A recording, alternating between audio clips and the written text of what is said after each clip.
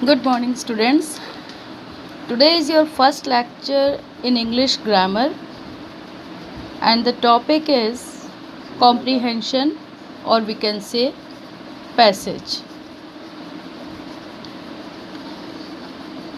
Comprehension or passage. Or you can say this is that unseen passage also. आप लोगों ने unseen passage class 10th में किया है, कॉम्प्रीहेंशन भी किया है, पैसेज भी किया है, सबका मतलब एक ही होता है। फ़र्क क्या है? What is the difference between what you have done in class 10th? Class 10th में आपने जो किया और अब जब आप पास आउट होके क्लास 11th में आ गए हैं तो बहुत डिफरेंस होता है। एक पैसेज को करा जो आपने किया था उसमें, अब जो आप करेंगे उसमें। So students, what you have done in class 10th, you have read whole passage, and after that you are given to give the answer of the question.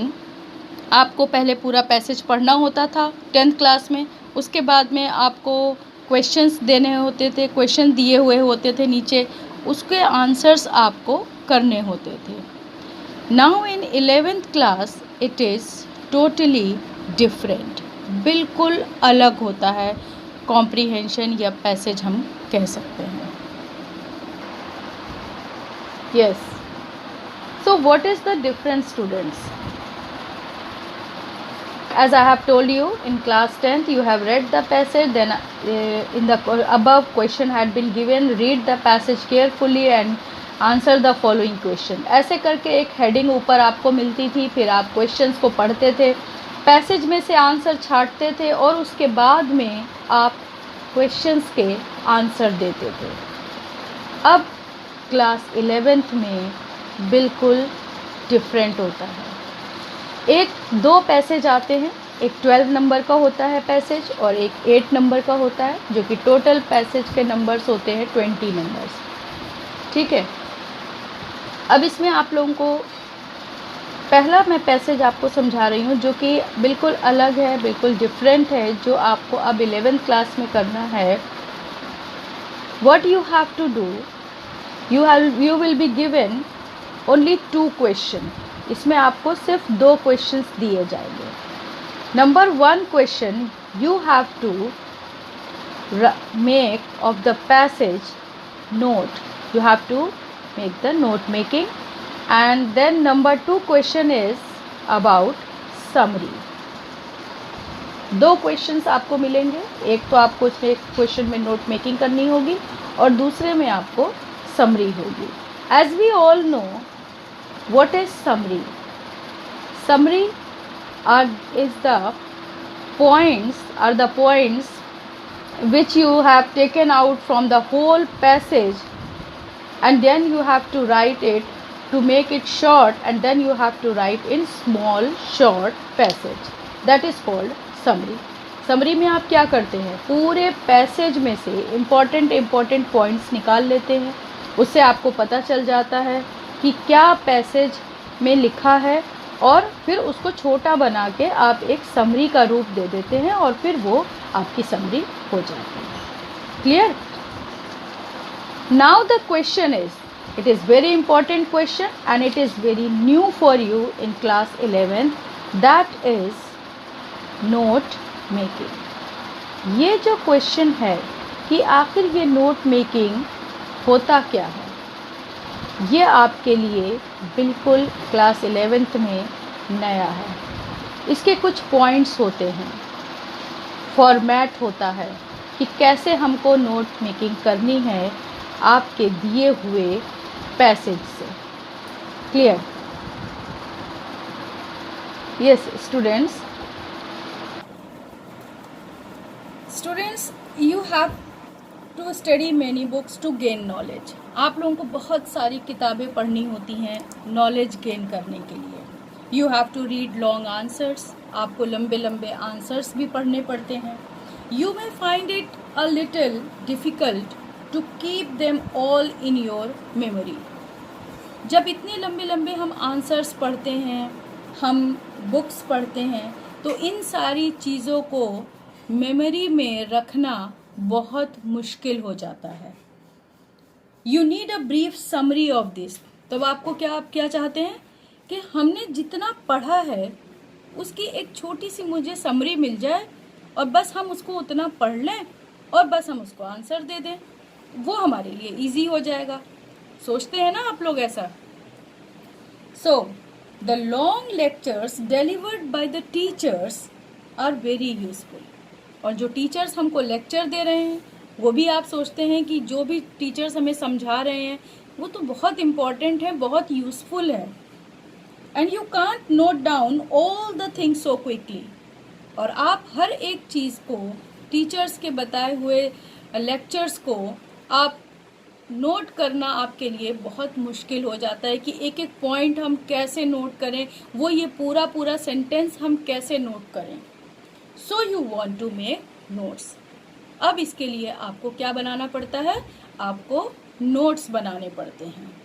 These skills of study are known as note making. यही skill जो होता है पढ़ने का, जिसको आप notes बनाते हो, this is called main note making. आ गया समझ में?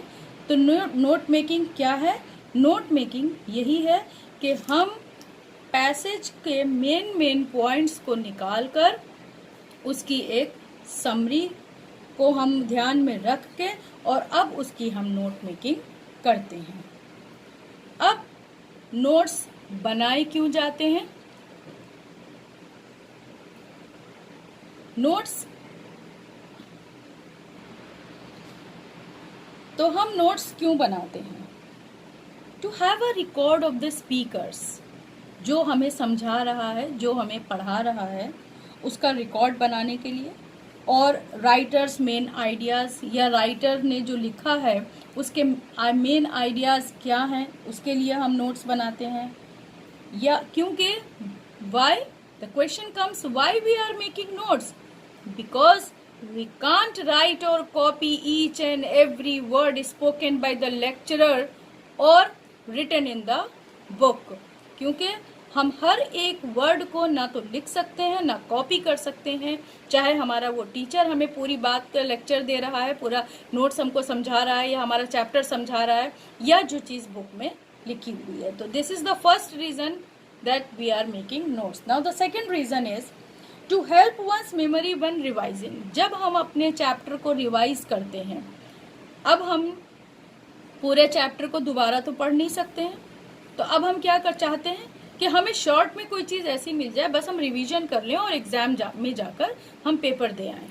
तो एक रिवीजन के लिए भी हम नोट्स बनाते हैं फॉर बिफोर एग्जामिनेशन, जो हमारे लिए बहुत हेल्पफुल रहता है।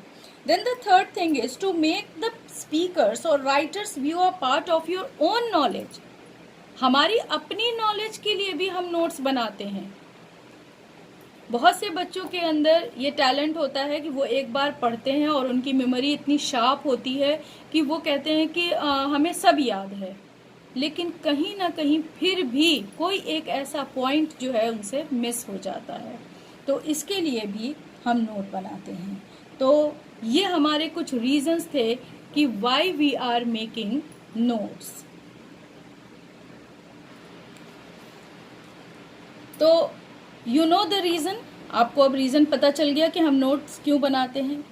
Now the homework is for you is this, that you have to write only 3 main reason why we should make notes. आपको सिर्फ 3 रीजन लिखने हैं कि आपको नोट्स क्यों बनाना चाहिए, या note making, why it is important to make a note.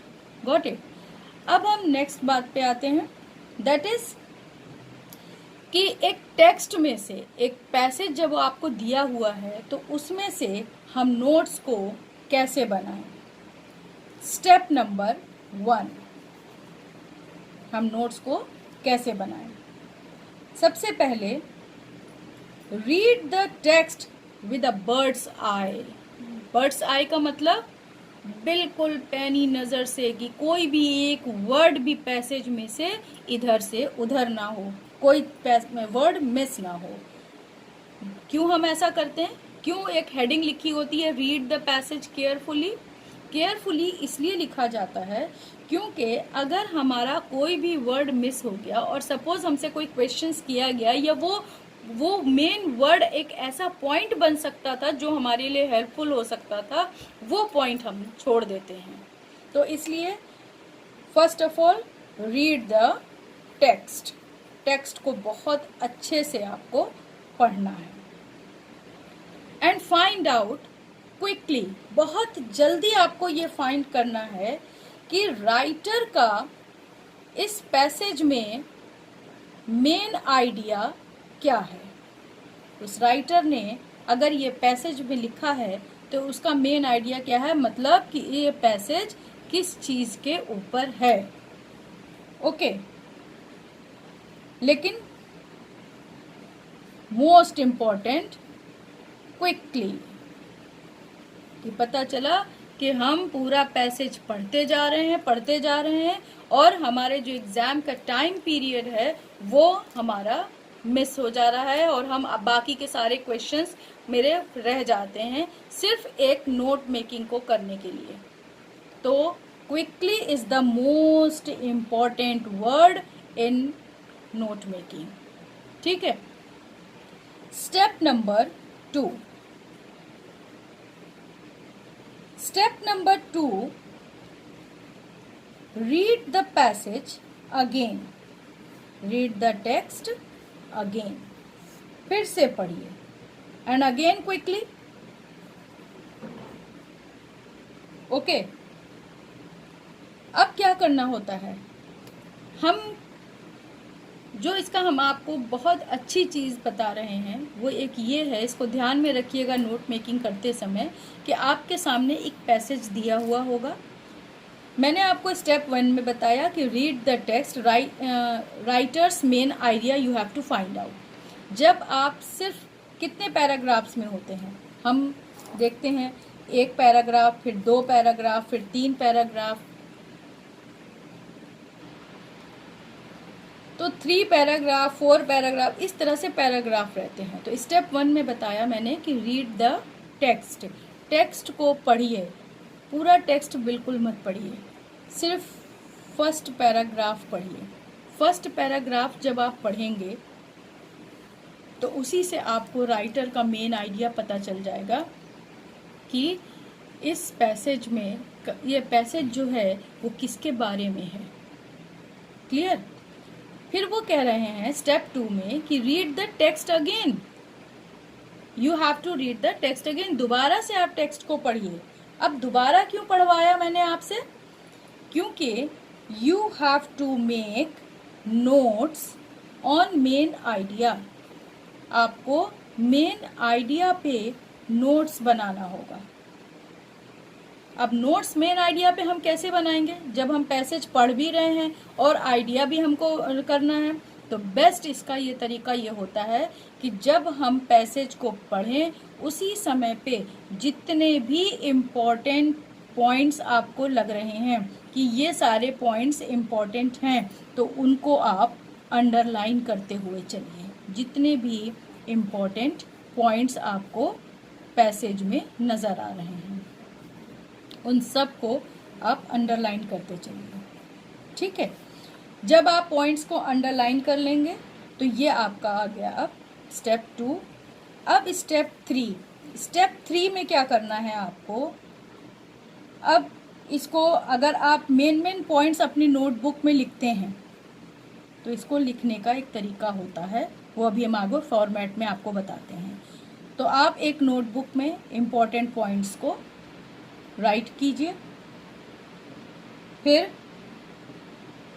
उनको सीक्वेंस में डालिए।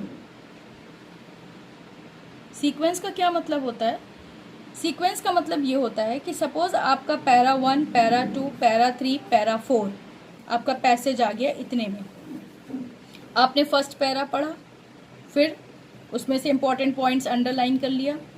सेकंड पैरा पढ़ा, उसमें से इम्पोर्टेंट पॉइंट्स अंडरलाइन कर लिया। थर्ड पैरा पढ़ा, फिर फोर्थ पैरा पढ़ा। अब आप क्या करेंगे, जो आपने अंडरलाइन किए हैं पॉइंट्स, उन पॉइंट्स को आप सीक्वेंस में। ऐसा नहीं करिएगा बिल्कुल भी कि सेकंड पैराग्राफ के पॉइंट्स को हम पहले लिख दें और थर्ड को उसके बाद और फिर फर्स्ट को उसके बीच में, तो ये सारा सीक्वेंस बिगाड़ देगा।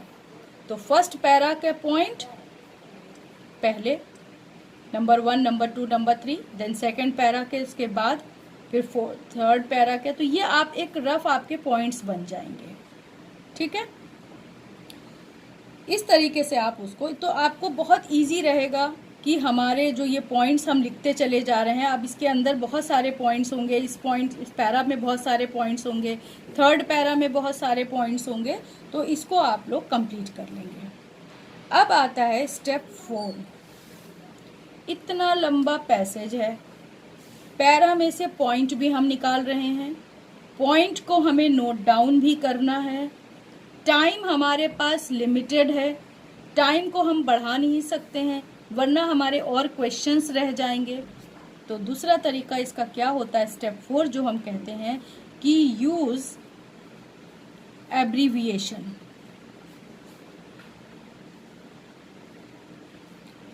मतलब कि हर एक वर्ड का आप शॉर्ट फॉर्म लिख दीजिए। जैसे आपको कहीं पे लिखना है राम एंड श्याम, तो आपने राम लिखा, श्याम लिखा और बीच में ये एंड का साइन बना दिया। This is abbreviation. They took the information.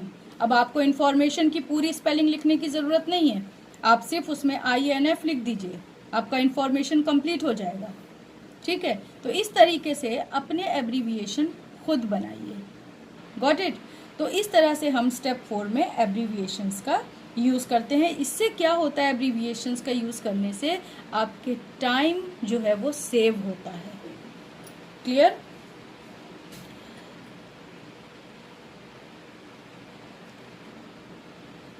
Now the next question is, पहला क्वेश्चन मैंने आपको दिया था, अब दूसरा क्वेश्चन मैं आपको ये दे रही हूँ, you have to write the step 3 in detail. कि स्टेप 3 में मैंने आपको क्या बताया है उसको डिटेल में लिखिए, पॉइंट वाइज लिखिएगा जो मैंने आपको बताया है। Okay, now what you have to do, I have told you to use the abbreviation. मैंने आपको बताया था कि आपको एब्रीविएशन यूज करना है। बहुत सारी चीज़ें होती हैं, जैसे कि अगर हमें इंजीनियर लिखना है तो हम IENGR लिख देंगे, तो ये हमारा इंजीनियर बन गया, ठीक है। एसोसिएशन लिखना है तो ASSN लिख देंगे, ये हमारा एब्रीविएशन बन गया। ये सब हमारे टाइम की बचत करते हैं और हमको इनको यूज़ करना बहुत ज़रूरी है। क्लियर। नेक्स्ट आता है आपको कि अब इसको हम प्रोसीजर जिसको हम कहते हैं, जो मेन चीज़ है, ये सब चीज़ें तो मैंने आपको बताई हैं कि आपको कैसे नोट मेकिंग करनी चाहिए और क्या क्या उसके स्टार्टिंग में पॉइंट्स होते हैं। अब इसका प्रोसीजर क्या होता है, सबसे पहले आप ये देखिएगा पैसेज को पढ़ने के बाद कि इस पैसेज का हेडिंग क्या है। मतलब नंबर 1 आपका टाइटल क्या है या हेडिंग क्या है, ठीक है। ये प्रोसीजर भी है और ये आपका फॉर्मेट भी है।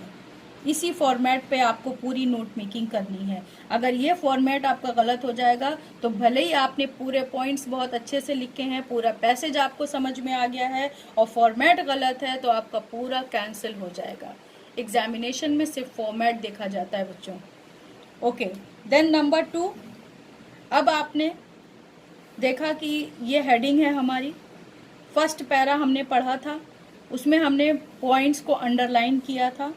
तो अब उन पॉइंट्स की मेन एक हेडिंग, फर्स्ट पैरा किसके बारे में है, वो बन जाती है आपकी हेडिंग, ठीक है। एक तो ये हेडिंग हो गई, या हम इसको कह सकते हैं सब हेडिंग, ठीक है, क्योंकि ये पैरा 1 में से एक सब हेडिंग हमने निकाली। अब इस सब हेडिंग के अंदर कौन कौन से पॉइंट्स होते हैं, तो पॉइंट 1 हमने लिखा, पॉइंट 2 लिखा, पॉइंट 3 लिखा, फिर हमारी, अब इसको हम कैसे करते हैं, देखिए बच्चों, नंबर 1 हमारी सब हेडिंग थी, नंबर 1 हमारी सब हेडिंग हमने निकाली। सबसे पहले हमने पैसेज की पूरी हेडिंग निकाल दी कि पैसेज किसके बारे में है। उसके बाद हमने फर्स्ट पैरा पढ़ा, उसमें हेड जो हमने पॉइंट्स अंडरलाइन किए हैं इसकी क्या हेडिंग बन सकती है, उसको हमने सब हेडिंग का नाम देकर आपने वो सब हेडिंग डाल दी। अब उस सब हेडिंग में कौन कौन से पॉइंट्स थे, तो ये सब हेडिंग कौन सी थी, नंबर 1। अब इनको भी नंबर 1 हम लिख देंगे और इनको भी नंबर 1 लिख देंगे उसके पॉइंट्स को, तो दोनों में डिफरेंस तो कुछ नहीं रह जाएगा।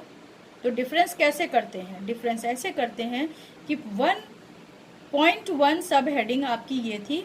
अब नंबर 1 सब हेडिंग की पॉइंट नंबर 1 को हम कर देंगे 1.1, 1.2, 1.3, मतलब इस सब हेडिंग के ये पॉइंट्स हैं। अब आपको दूसरी सब हेडिंग लिखनी है, यानी पैरा नंबर 2 में से देखना है कि अब इसको इसमें किसके बारे में बताया जा रहा है। तो अब आपने दूसरी सब हेडिंग डाल दी। अब इसके अंदर आपको पॉइंट्स लिखना है, तो अब क्या लिखेंगे, 2.1, 2.2, 2.3। क्लियर। तो ये आपकी सब हेडिंग हो गई। सब हेड अब समझ में आ गया। पैसेज पढ़ा हमने, पैसेज पढ़ने के बाद में सबसे पहले हमने ये देख लिया कि इसमें किसके बारे में कहा जा रहा है, ये आपकी मेन हेडिंग हो गई। अब आपने फर्स्ट पैरा पढ़ा, फर्स्ट पैरा में आपने ये देख लिया कि ये किसके बारे में है, तो वो आपकी सब हेडिंग हो गई नंबर 1। सब हेडिंग के अंदर कौन कौन से इम्पोर्टेंट पॉइंट्स दिए हुए हैं जो आपने पहले से अंडरलाइन कर रखे हैं, उसको आप नेम कर देंगे 1.1, 1.2। क्योंकि 1.1 इसलिए है क्योंकि ये नंबर 1 सब हेडिंग के पॉइंट्स हैं। फिर आपने नंबर 2 सब हेडिंग दी, फिर उसके बाद में अब नंबर 2 सब हेडिंग के पॉइंट्स लिखे। तो क्योंकि ये पॉइंट नंबर 2 के सब हेडिंग के पॉइंट्स हैं, तो 2.1, 2.2, 2.3। उसी तरह से नंबर 3 आपने सब हेडिंग लिखी, ठीक है। अब सब नंबर 3 की सब हेडिंग के पॉइंट्स आपको लिखना है, तो 3.1, 3.2, 3.3। ये आपको सीक्वेंस समझ में आ गया होगा। अब आपको लास्ट में क्या करना है, जब ये आपके हेडिंग्स कंप्लीट हो गई, जितना भी आपने इन सारे पॉइंट्स में एब्रीविएशन यूज़ किए हैं, ठीक है, तो अब उसकी हेडिंग डालिएगा एब्रीविएशन, और उसके बाद में